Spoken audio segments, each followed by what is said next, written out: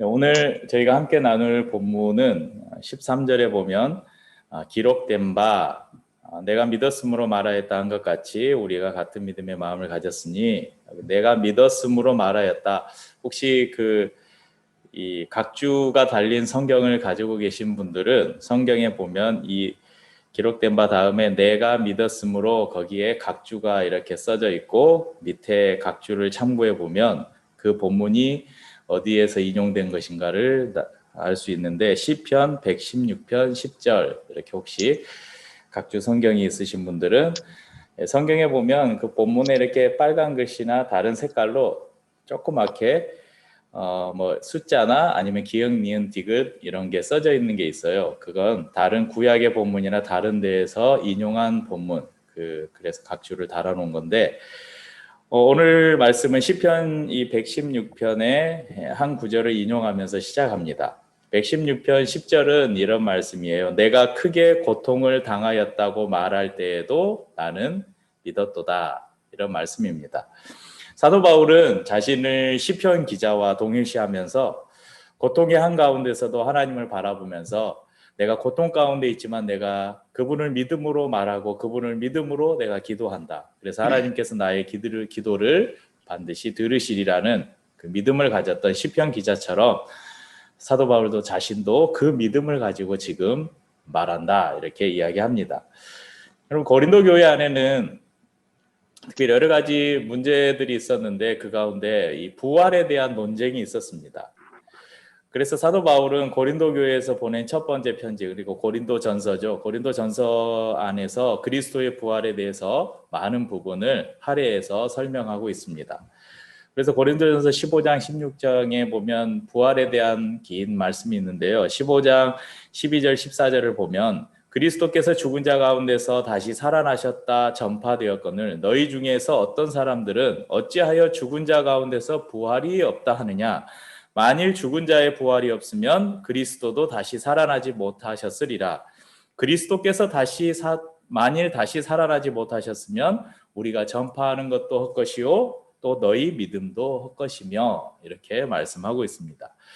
그리스도가 다시 살아나신 것, 예수 그리스도의 부활은 아주 중요한 문제입니다. 만일 부활이 사실이 아니라면, 거짓이라면, 조작된 것이라면 우리가 믿는 믿음은 완전히 헛것이 되기 때문입니다. 그래서 사도 바울은 오늘 본문 14절에서 이 진리를 다시 한번 언급합니다. 오늘 본문 14절에 보면요. 주 예수를 다시 살리신 이가 예수와 함께 우리도 다시 살리사 너희와 함께 그 앞에 서게 하실 줄을 아노라. 사도 바울이 고난 가운데서도 절망하지 않을 수 있었던 것은 바로 예수 그리스도께서 무덤에서 예수 그리스도를 다시 살리신 하나님께서 그와 함께 예수 그리스도를 다시 살리신 것처럼 나도 다시 살리실 것이다. 그리스도 안에서 내가 부활할 것이다. 이런 믿음을 가지고 있었기 때문입니다. 그래서 그 믿음이 사도 바울이 어떤 상황에 처하든지 간에 낙심하지 아니하고 담대히 복음을 전할 수 있는 능력이 되었다고 고백하고 있습니다. 또한 부활의 소망은 사도 바울 자신뿐만 아니라 예수를 믿는 모든 성도들이 가져야 될 소망임을 우리에게 말씀해 주고 있는 것입니다. 그래서 사도 바울은 그것을 낙심하지 않을 이유라고 그렇게 이야기합니다. 그래서 오늘 말씀의 제목이 이 낙심하지 않을 이유. 16절에 보면 그러므로 우리가 낙심하지 아니하노니 이렇게 시작하죠. 이 낙심하지 않을 이유를 16절 이하에서 설명해 주고 있는데요. 16절부터 5장 1절까지의 말씀에서 언급하고 있는 것들을 제가 이해하기 쉽게 좀 표로 만들어 봤습니다. 그림을 하나 보여드릴게요. 4장 16절부터 5장 1절에 이렇게 말씀하고 있는 것들을 이렇게 딱 나눠보면 이렇게 나눌 수가 있어요. 겉사람과 속사람, 잠시와 영원, 환난과 영광, 경한 것, 그러니까 가벼운 것이죠. 가벼운 것과 중한 것, 무거운 것, 보이는 것과 보이지 않는 것, 잠깐과 영원, 땅과 하늘, 장막집과 영원한 집. 이렇게 분명한 대조를 통해서 이 겉사람으로 대표되는 이 땅에서의 삶, 현세를 말하죠. 그리고 속사람으로 시작되는 하늘나라의 삶, 영원한 삶을 사도 바울은 분명하게 우리에게 비유로 이렇게 대조해서 말씀해주고 있습니다. 겉사람과 속사람은 이 육체와 영혼이라는 당시의 그 헬라 철학은 이 이분법을 사용하고 있어요. 이원론을 사용하고 있어요. 사람은 영혼과 육체, 영혼과 정신으로 완전히 나눠져 있다. 영혼과 육체 아니면 정신, 영혼, 정신 그리고 몸과 이렇게 확실히 나눠져 있다는 이원론을 가지고 있었는데 사도 바울이 오늘 겉사람과 속사람이라고 이야기한 것은 그 헬라 철학에서 말하는 것처럼 이원론을 이야기하는 것이 아니라 한 인간의 두 가지 측면을 지금 말하고 있는 것입니다. 그래서 한 측면에서의 이 겉사람은 무엇이냐? 겉사람은 고난당할 수밖에 없고 죽을 수밖에 없는 존재로서 육체적으로 가진 그 자신의 힘이 점점 약해지고 결국은 죽음에 이르게 되는 존재, 그 존재를 겉사람이라고 이야기하고 있습니다. 또한 그가 가진 부와 명예 그리고 영향력, 이 땅에서 한 사람이 가지고 있는 여러 가지 것들 그리고 영향력들, 그거 누리는 것들을 이 겉사람으로 비유하고 있습니다. 이 겉사람은 이 땅에 속한 것으로 잠시 존재하다가 사라지는 것을 이야기합니다. 다른 측면에서 사도 바울이 말하는 속사람이 무엇인가? 속사람은 그리스도 안에서 새롭게 된 사람, 새로운 피조물로 이야기하고 있죠.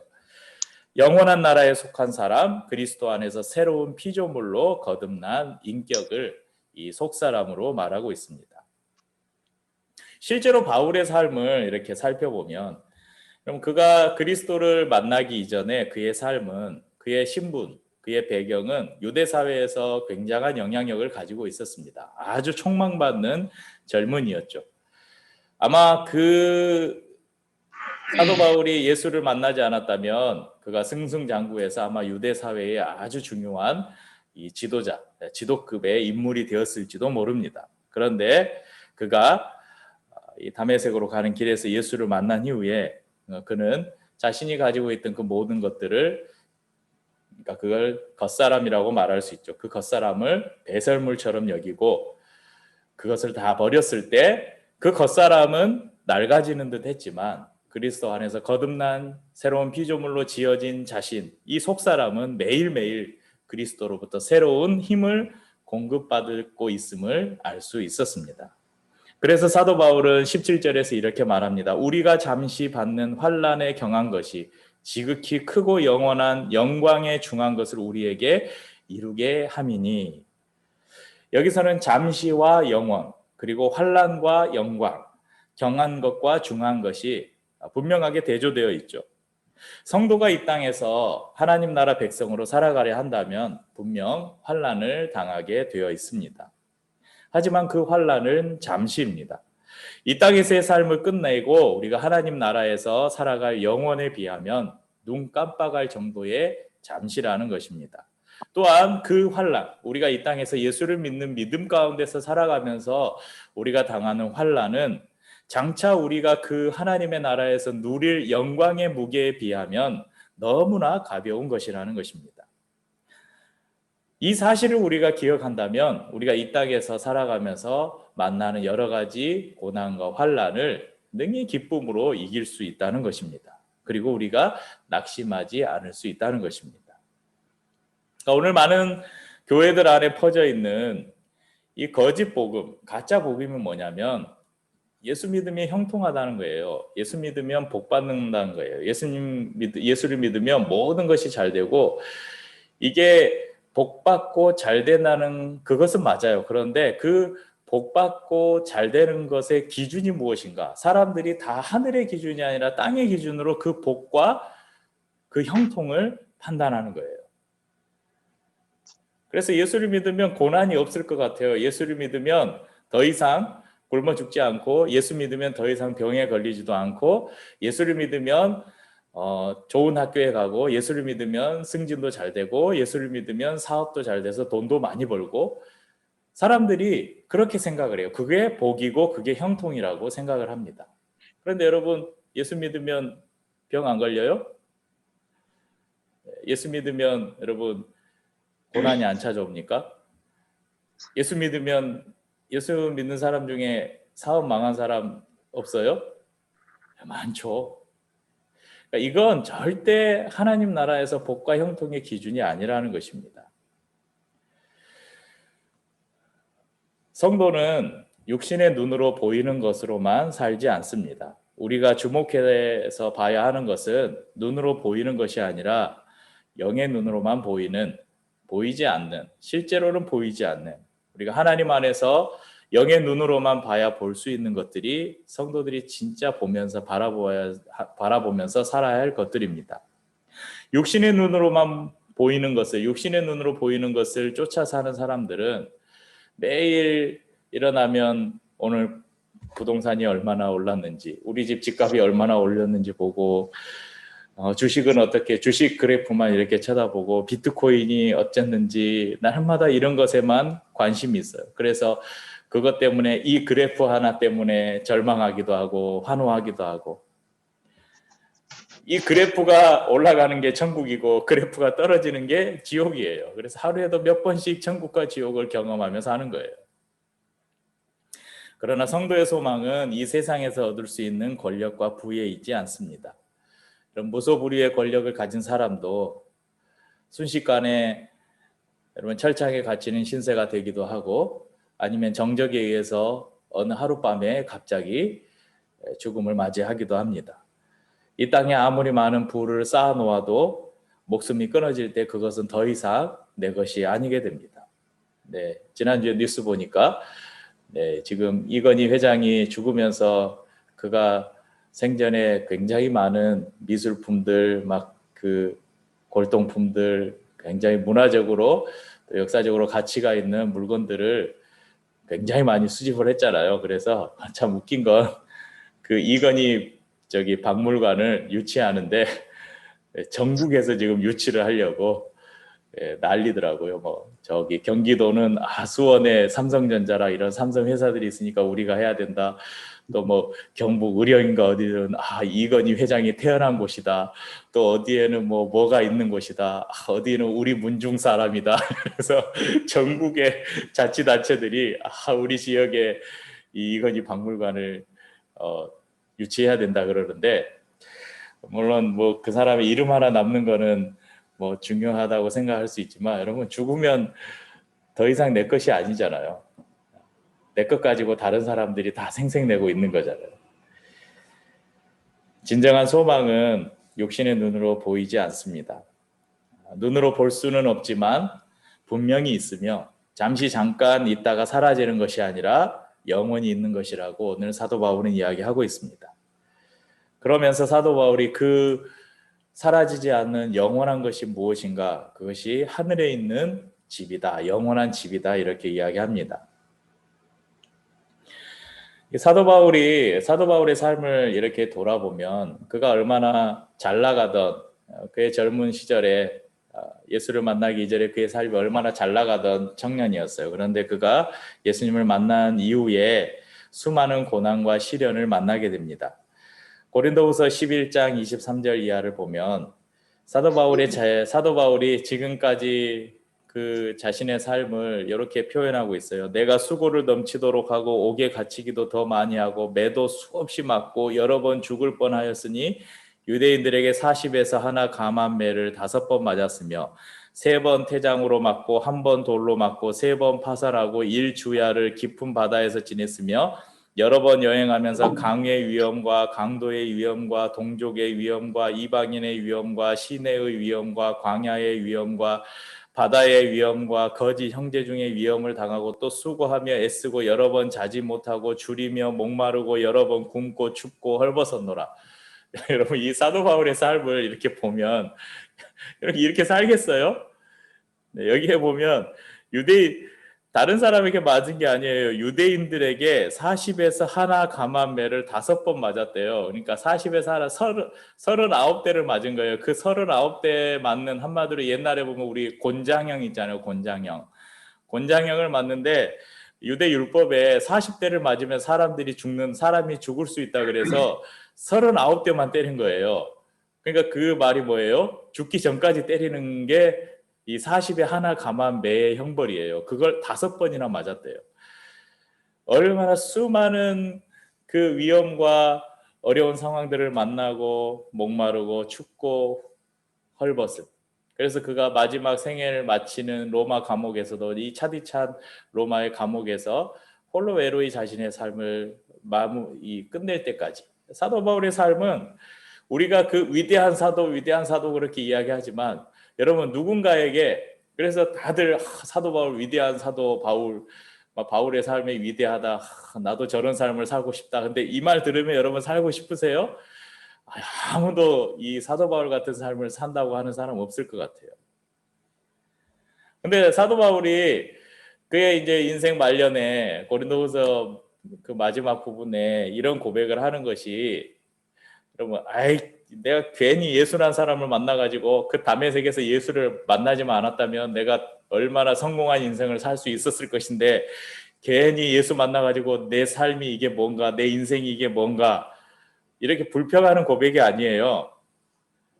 이 사도 바울의 고백은 그런 고난들로 인해서 내 육체는 점점 후패해졌다. 오늘 본문에 나오는 것처럼 16절에 그러므로 우리가 낙심하지 않으니 우리의 겉사람은 낡아지나, 그러니까 내 이런 수많은 고난을 통해서 내 육체는 고통을 당하고 내 육체는 점점 후패했다, 낡아졌지만 오히려 내 안에 있는 소망은 더 견고해지고 내 소망은 더 커져만 갔다, 이렇게 고백을 하고 있는 것입니다. 그러면서 5장 1절에 사도 바울이 그토록 엄청난 역경과 고난을 견뎌낼 수 있었던 비결이 무엇인가, 바로 하늘에 있는 영원한 집이다, 이렇게 이야기합니다. 서두에 말씀드린 것처럼 고린도 교회 안에는 이 부활에 대한 논쟁이 있었다고 말씀드렸죠. 헬라 철학과 그리스도의 부활이 충돌했기 때문에 그래요. 이 헬라인들은 육체의 부활을 믿지 않았어요. 이 헬라인들은 대부분 영혼 불면을 믿었는데요. 인간의 이 본질인 이 영혼은 굉장히 중요하고 육체는 악한 것으로 여겼어요. 그러니까 이 육체가 죽었다가 부활한다? 이건 별로 반가운 일이 아니에요. 영혼은 육체라는 감옥에 갇혀 있다고 여겼습니다. 육체가 죽으면 영혼은 그 감옥에서 해방된다고 믿었어요. 그런데 다시 육체가 부활했다? 다시 그 감옥에 갇히는 건데요. 좋은 게 아니죠. 이러한 헬라 철학의 영향으로 고린도 교회 안에서는 이 예수 그리스도의 육체적인 부활을 인정하지 않는 사람들이 있었습니다. 오늘 본문에서 땅에 있는 우리의 장막집이, 5장 1절에 보면 나와 있죠. 땅에 있는 우리의 장막집이 무너지면, 이런 표현이 있죠.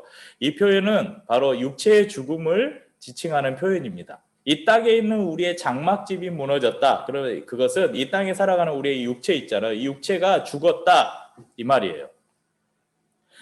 육체의 죽음이란 것은 더 이상 육체가 존재하지 않는다는 것이 아닙니다. 장막이 무엇입니까? 장막은 임시거처예요. 임시거처. 완전히 고정된 완성된 집이 아니라 잠깐 머무르기 위해서 짓는 집이 장막입니다. 이 땅에서의 우리의 육신은 임시거처 같은 장막에 불과하다는 것입니다. 이 임시거처를 벗어나면 우리는 영원한 집에 거하게 될 것입니다. 여러분, 우리가 하나님의 나라에 가면 이제 우리는 더 이상 육체는 없고, 이 보이지 않는 막 그 옛날 고스트바스터즈 같은 그런 데 보면 이렇게 막 이렇게 있잖아요. 이러니까 영혼 있잖아요, 영혼. 그런 막 둥둥둥둥 떠다니고 그런 영혼만이 존재하나? 그게 아니에요. 저도 천국을 안 가봤으니까, 그리고 죽어서의 삶이 아직 안 죽어봤으니까 죽어서 어떻게 될지 모르지만, 성경에서 보여주는, 우리가 성경 안에서 그 답을 찾아야 되니까 성경 안에서 보여주는, 하나님께서 설명해주는, 그러니까 우리 인간의 그 지식의 한계 안에서 하나님이 우리가 이해할 수 있는 만큼만 가르쳐 주셨는데, 그것을 통해서 우리가 살펴보자면, 우리가 이 땅에서의 육신을 벗고 이 임시 거처를 벗고 우리가 하나님의 영원한 집, 하나님의 나라에 거하게 되면, 그때는 단지 영혼만 존재하는 것이 아니라 육체도 같이 존재하는데, 우리가 이 땅에 살아가는 이 육체하고는 다른 완전히 새로워진 육체로 살게 될 것이라고 성경이 우리에게 말씀해 주고 있습니다.